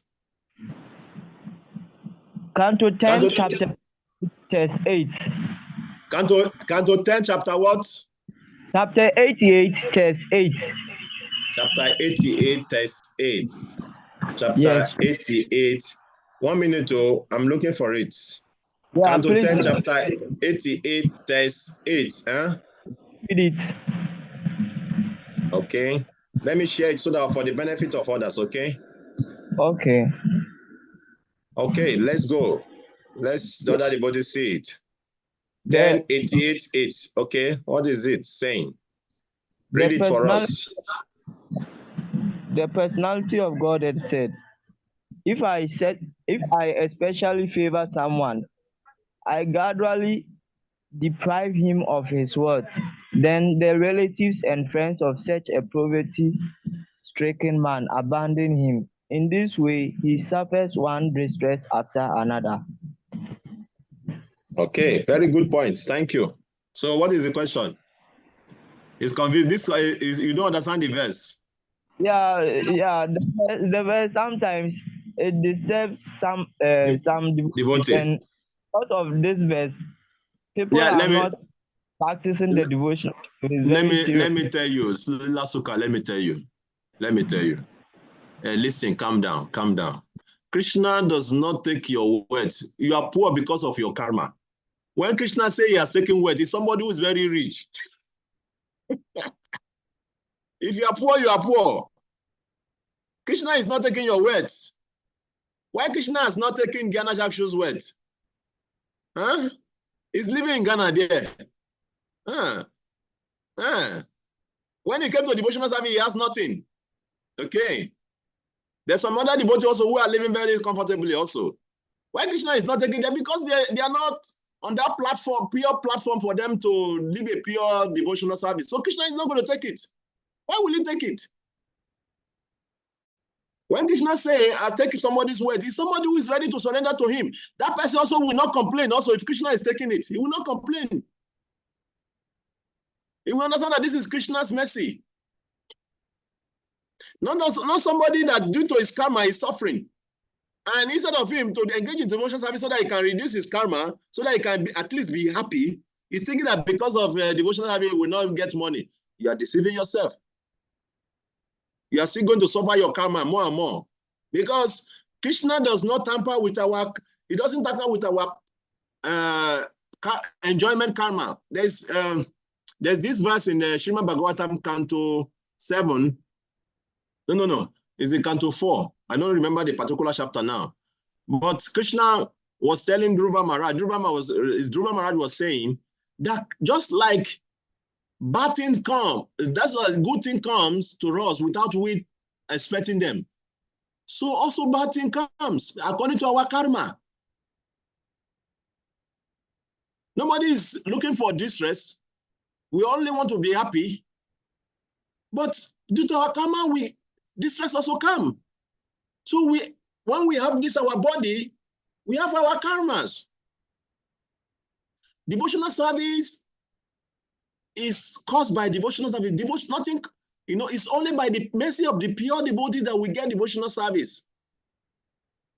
By the mercy of devotees. Prabhupada, he came to the West to give us devotional service. So we are very fortunate to come to this part. But our karma, the result of our karma, Krishna is not going. Don't think. Let me bust the bubble now. Don't think because now you are chanting Hare Krishna, you are in devotional service, and your karma is supposed for you to be rich. And because now you are in devotional service, you are poor. It's not true. Don't let anybody deceive you. It's not true. You are poor. If you are poor because that is your karma. Krishna, you are not so pure like that Krishna is dealing with you by taking your money. If not, you will not complain. If it's truly you are Krishna conscious. Those who are on that platform, they accept the mercy of Krishna and they don't complain. They take it as Krishna's mercy. Most of the people who are complaining about they are not practicing nicely because Krishna mentioned in this verse is because they are whimsical, they are rascal, they don't understand the scripture. So instead of you to be taking devotional service very seriously, so that you can be pure and you can be free from the sin while you are suffering, you are not taking it serious because you are thinking that if you become serious, Krishna will take your word. Who told you? When you place Krishna, Krishna give you beyond your imagination. Prabhupada, Krishna took everything away from Krishna. Prabhupada in the beginning, When Prabhupada went to the West, he established Krishna consciousness. Krishna gave him everything he needed for preaching. He traveled around the globe many times. Now, everywhere you go in the world, you see Prabhupada's house, Prabhupada temple, very rich. So, who is preaching this philosophy to us that when you become a devotee, you are poor? You are poor because your karma is that you are poor. So anybody who tell you about this, that this is why he's not serious in devotional, that's why you tell him, Prabhuji, this is not Krishna, this is not Krishna consciousness. You are, if you are really pure, you will not be thinking like this. If anybody comes to tell you like that, you tell him like that. This is not Krishna consciousness. Okay? You understand? Dilasuka, are you there? Yes, I understand. Yes. When we engage in pure devotional service, Krishna take care of us when we please Krishna. Krishna, he mentioned in the Gita, when you serve me with exclusive devotion, I carry what you lack and I preserve what you have. Krishna did not say, I will take what you have. He said, I carry what you lack and I will preserve what you have. Anaya Chentayan Tomam, Yejana Payu Pasha. Krishna says, he didn't say, when you serve me with exclusive devotion, I carry what you lack and I will take what you have. Krishna did not say like that. This particular verse you are quoting is for some special devotees that Krishna wants to use for his mission. It's not everybody.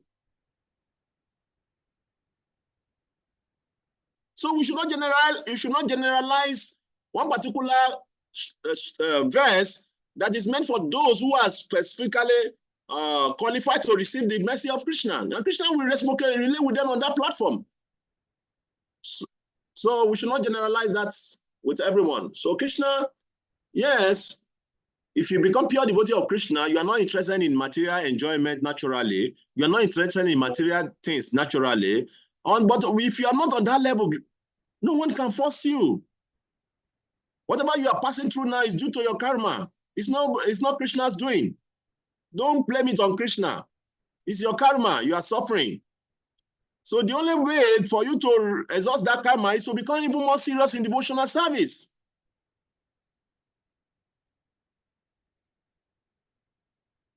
Any comments? Already our time is past.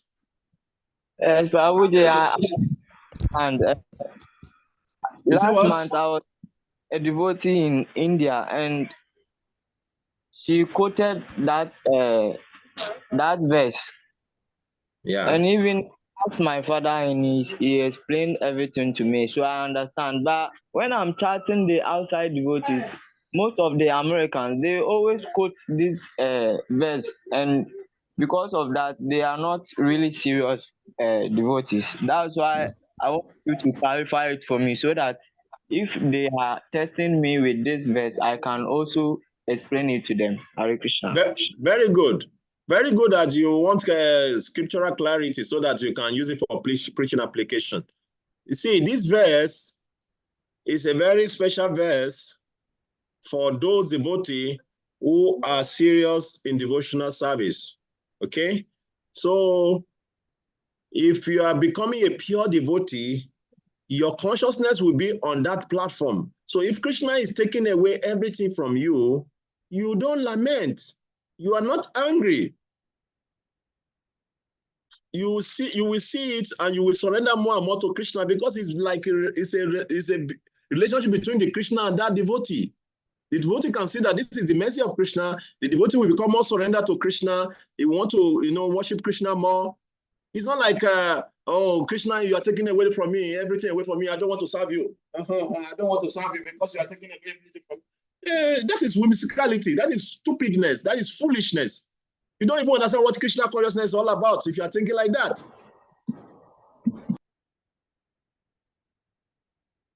Some people they are very stupid. They are ignorant of devotional service, and when they want to spread their ignorance everywhere. We have so many devotees who are very rich. Why Krishna is not taking away everything from them? Ambarish Prabhu, since time of Prabhupada, he has been very rich. He's still rich today. He still uses money to build Krishna temple in Mayapur. Why Krishna has not taken anything away from him? Huh? So these people who are poor by karma, who don't understand the shastra, who don't understand the scripture, they try to spread their ignorance everywhere. When you become serious devotee, your consciousness has reached that level that Krishna wants to relate with you on that platform. You don't complain, you don't lament. You surrender more and more to Krishna even when Krishna is relating with you on that platform. If you are not on that level, then Krishna doesn't deal with you like that.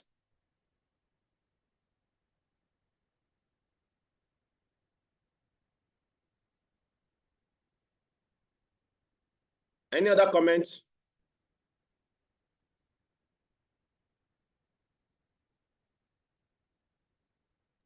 Hare Krishna.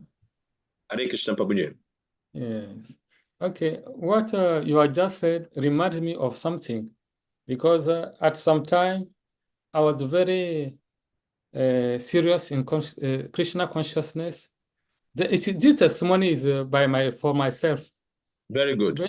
Yes. So I got some surprise because I needed a good computer so that I could do Bhakti shastri well and be on Zoom. So the computer is very expensive. So I thought about how to get it, but I was very serious in the practice. Okay, one day when I went to my work in my service, so there was some colleague who said that, okay, the teachers who were then sacked at a certain period, it was in 2000, so they get indemnization. Oh, so there was a list there already. Some people got their names. And as when I went there, I didn't have my name there, but immediately they included me. And I got something like, okay, more than 1 million. So the computer I'm using now is from that. Haribo! This is testimony. Yes, which means when you are serious. Everybody don't share their testimony, think that miracle doesn't happen. See you. Yeah. The Krishna gave me this computer because Thank you very much I for needed it. Gaurav Shakti Prabhu. Thank you very much for sharing this, your realization, okay? Because many devotees, they need this, you know. See, one thing that we don't know is that when you are serious in devotional service, Krishna takes care of you. When you are serious in your devotional service, you will never lack. That's it. Krishna take care of you. When you are not serious and you are finding excuses, you quoting that shloka, because this shloka say you are going to be poor and this, that you are just wasting your time and deceiving yourself. Me, I've traveled to many countries in the world. I'm very sure if I'm working 9 to 8, 9 to 7, or 9 to 6, or 9 to, I don't know how many hours we have to work, I will not be able to do that on my own. But many of my traveling has been taken care of by Krishna. I remember when I went to Brazil, to go to Brazil is very expensive. You can ask Maharaj. Very, very expensive. You have to, that time, very many years ago, you have to spend like $500,000 to go to Brazil. I went there 2 times. Krishna's made arrangement. I didn't spend temple money. People sponsor. I'm here in Manila today. Very one devotee I preached to very long time ago. He just one day just called me, Hare Krishna Prabhu, where are you now? Oh, I'm in this place. Oh, I'd like to connect with you, Prabhu. You know, for a long time I've been missing you. You know, we have not been talking our philosophy again. Oh, very good. Let's talk. Then we started talking back. Then he came, wherever he was in UK, he came to Nigeria. We started talking, I went to Manila. It's a very nice place. I know this situation of Nigeria is going to change and things are going to be worse. That was when Tinubu just came. And he was telling me this. Who is making this arrangement for me? I'm not the one. It's Krishna. I'm very sure if I'm seeing Nigeria now, whatever salary I'm getting that time, I will be lamenting like everybody is lamenting now. But now I'm here. Even though I'm not working regularly work, I'm working in the temple, I'm getting some allowance that when I send it to Nigeria, it's more than enough to take care of my family, at least for now, till the other further arrangement will be made. So what I'm trying to say is that Krishna takes care of his devotees. You just have to be serious. So we should not give excuses why, oh, this verse, that verse. It's those who want to deviate, that the one who give excuses why they are not surrendering to Krishna. So we should not listen to them.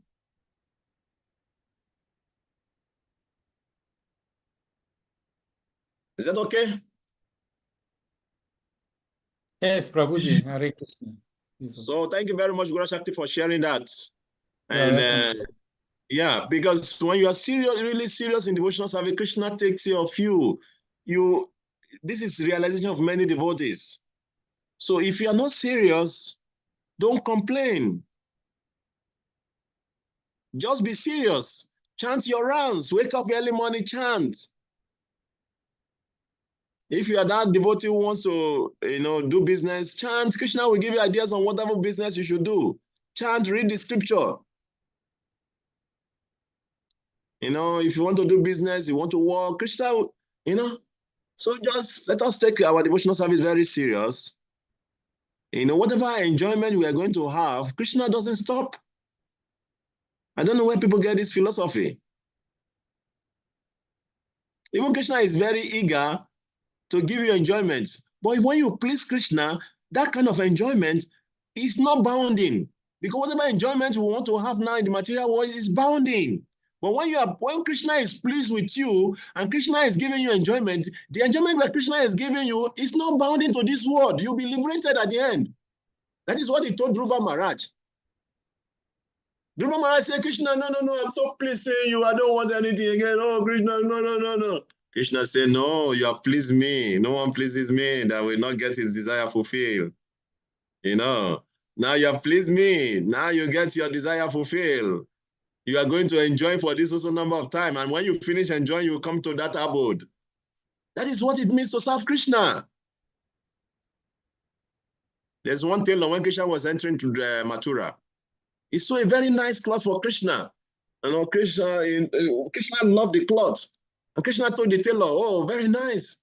You see, oh, you will enjoy material. You have so much material enjoyment. And when you leave this world, you come back to me. That is what the reward of satisfying Krishna. If you're not on that level of renunciation or renunciant, Krishna is not forcing anyone.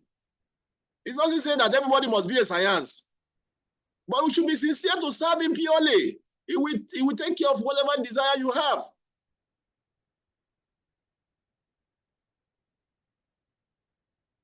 If we don't serve him seriously, we don't even fulfill our own desire by ourselves. We are just lamenting and crying there. So why can't we just serve him, be serious and please him, and we get ahead in life and be happy? That is the point. How to do that? Start taking your chanting very seriously. Chant 16 rounds every day, minimum. If you can chant more, then your desire will, although chanting is to develop your love for Krishna, but that is the easier way to please Krishna. If you are not on that level to become a pure devotee, we are not forcing people to become pure devotee.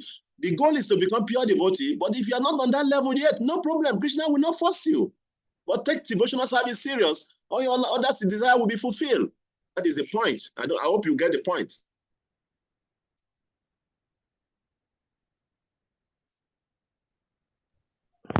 Krishna Prabhu, yes.